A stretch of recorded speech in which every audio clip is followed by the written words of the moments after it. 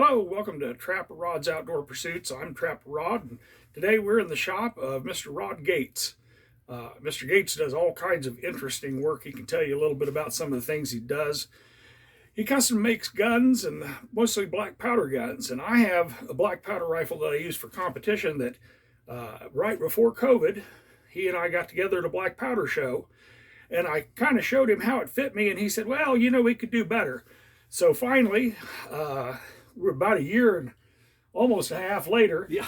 We are getting together, and we're going to look at this rifle, and he's going to kind of show you how it fits, why it doesn't fit.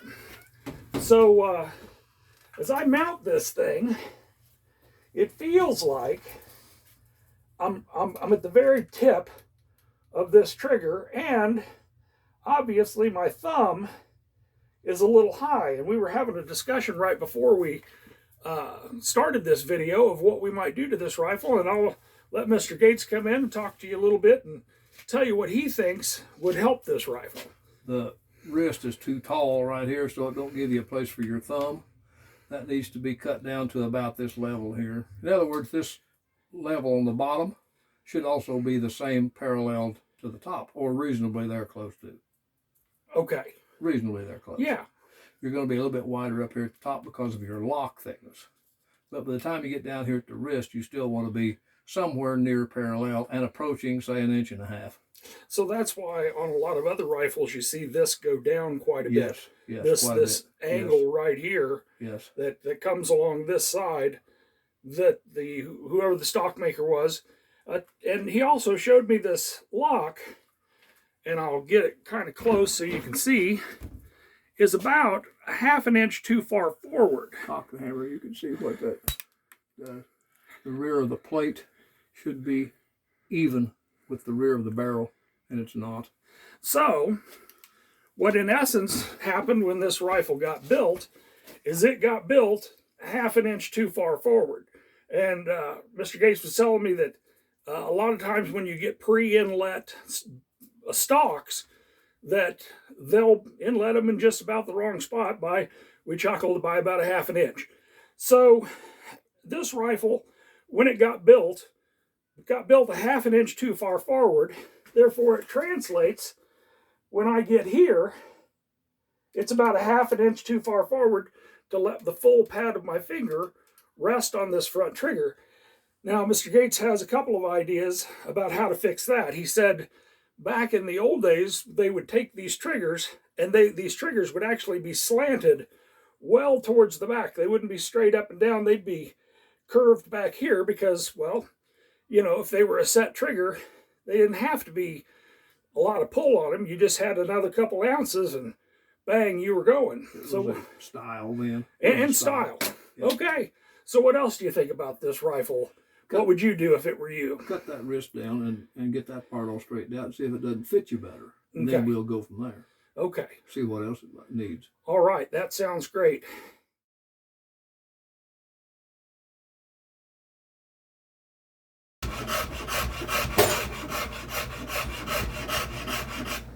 I'd be scared to death to do that, Rod.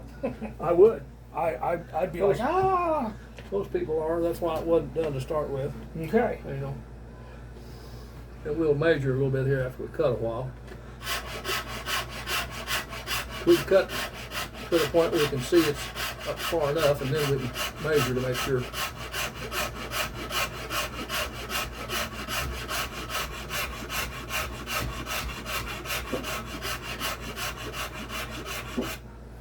Okay. All right, now if you'll shoulder that, you'll see what I'm talking about. You'll get your thumb down out of the way. You might step over here and be able to.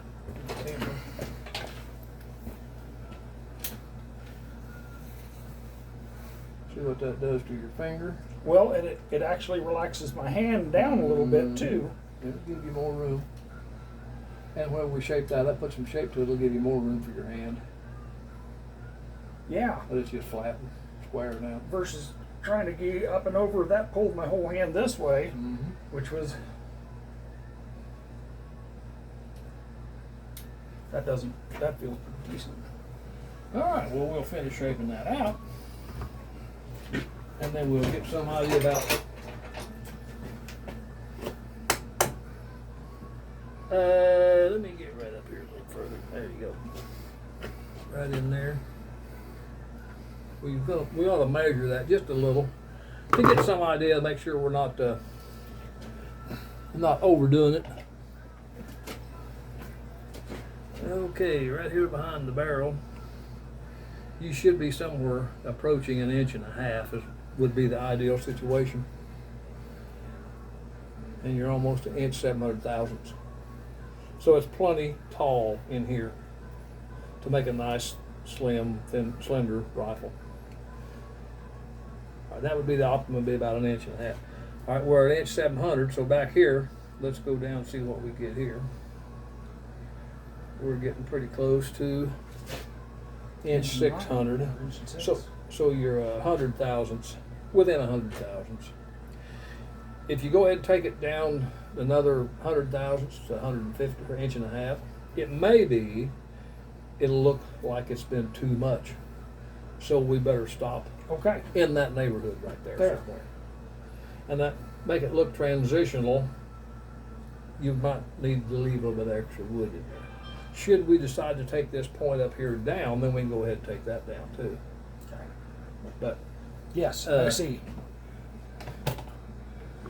Because it all needs to look like it's open and flowing and like it's all nice and smooth. Yes. And, you know, like it was made that way. Like that's what they were intending to do when they built it.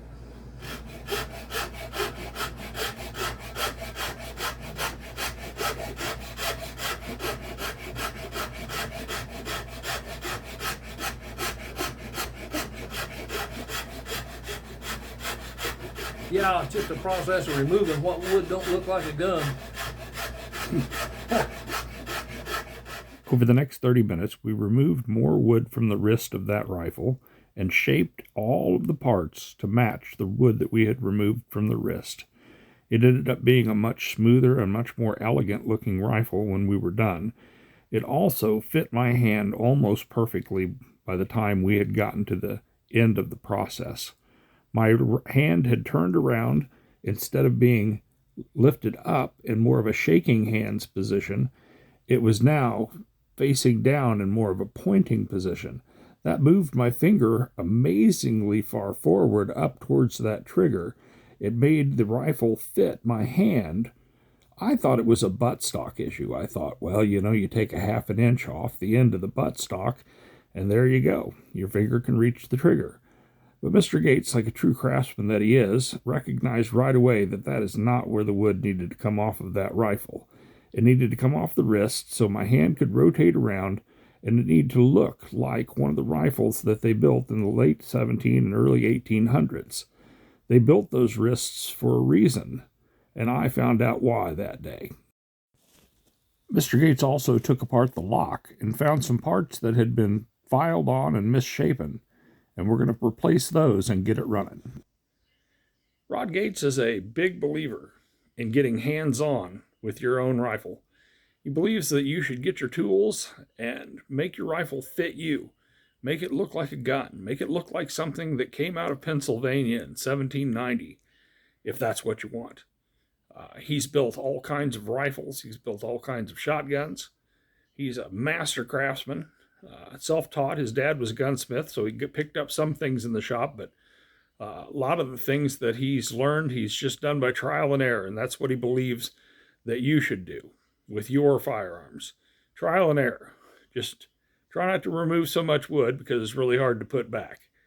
So this is Trapper Rod with Trapper Rod's Outdoor Pursuits. This is just part 1. Part 2 will be me taking more wood off of that rifle, getting it refinished, and getting it ready to take back down there for the final adjustments and getting that lock back to functional. And then I'll have a good competition rifle. So thank you for stopping by, and God bless.